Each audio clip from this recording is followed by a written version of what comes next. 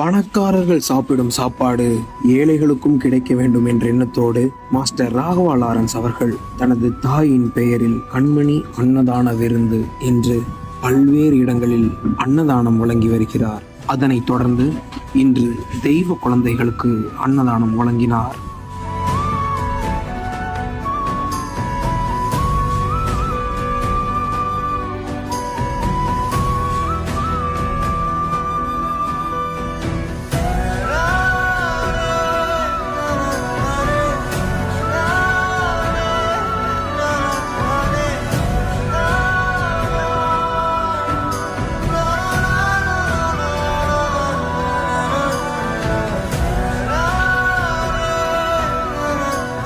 இவங்க சாதாரண குழந்தைங்க இல்லை, கடவுள் குழந்தைங்க. இந்த குழந்தைங்களுக்கு சேவை பண்றதுக்காக இன்னொரு வேலைக்காரனா படிச்ச அந்த கடவுளுக்கு நன்றி.